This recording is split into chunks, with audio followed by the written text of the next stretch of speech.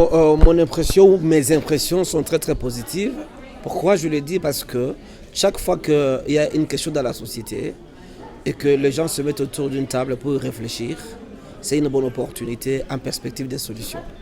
Et quand je vois toutes les parties réunies ici, ça veut dire le monde humanitaire, je vois l'ambassade, je vois la société civile et le gouvernement provincial.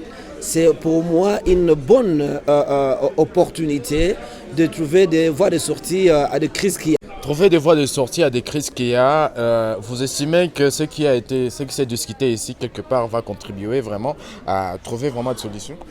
Je crois que l'approche qu'on a dit, l'approche présentée des Nexus, c'est une approche qui amène tout le monde ensemble. Vous avez suivi les représentants du gouvernement, il a donné des expériences particulières, mais ces expériences, et vers la fin, il a aussi présenté des menaces comme aussi des opportunités. Et là, il a noté l'importance d'avoir d'autres bras autour du gouvernement provincial pour arriver à donner des pistes de solutions. Et ces pistes de solutions, on dit, mais il y a la guerre, oui, il y a le conflit, mais il y a aussi des problèmes sociaux qui sont constatés sur le terrain. Mais est-ce qu'on ne peut pas déjà commencer à réfléchir aussi paix et développement au même moment? Et c'est là que je trouvais une conjonction qui serait bonne, de dire oui, il y a les conflits armés, il y a des problèmes, mais nous devons aussi vivre. Et comme pour vivre, pendant la guerre et après la guerre, la vie va continuer. Et il faut donner à la population l'espérance de la vie. Et donc c'est dans cette perspective que je note la positivité d'une telle rencontre. Et j'invite même ceux-là qui ne sont pas autour de la table de se joindre à ces équipes pour que nous puissions préparer un Congo nouveau, une province Nord Kivu, debout et là où il y a la stabilité et le développement. Alors, professeur Kennedy, présent à cette assise, vous personnellement, qu'est-ce qui vous anime par rapport à la situation que nous sommes en train de vivre actuellement? Bien sûr que vous n'avez pas voulu vraiment vous exprimer dans l'Assemblée, mais pour vous, comment vous trouvez la situation actuelle et quel est votre état d'esprit face aux déplacés, la guerre, tout ce qui se passe et les souffrances que nous sommes en train de vivre? La situation, elle est dramatique et moi je ne cesse jamais de présenter cette situation dramatique que nous vivons aujourd'hui. Partout où je passe.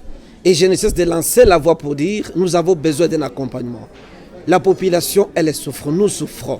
C'est une situation que nous n'aimons pas, nous ne voulons pas. Mais c'est une situation qui nous est venue comme ça.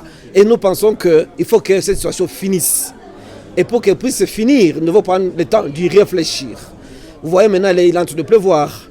Imagine-toi la situation de ceux qui sont dans les camps à ce moment-ci. Imagine-toi la situation des enfants qui ne savent pas aller à l'école. Imagine-toi la situation de toutes ces personnes qui, en fait, n'ont pas de solution aux problèmes quotidiens, notamment l'alimentation, les soins. Donc tout ça, il ne faudrait pas que nous restions bras croisés. Nous devons lancer les cris. Et c'est là que moi, j'en profite pour dire, la question ne revient pas seulement au gouvernement, la question revient à tout et chacun d'entre nous. Que chacun d'entre nous, dans son secteur, essaie de faire ce qu'il peut faire pour arriver à des solutions. Parce que nous devons trouver des solutions. Et là où il y a des hommes, il y a des solutions. Ça veut dire que nous réfléchissions, que nous parlions, que nous discutions, que nous nous retrouvions ensemble parce que l'avenir de nous tous en dépend largement.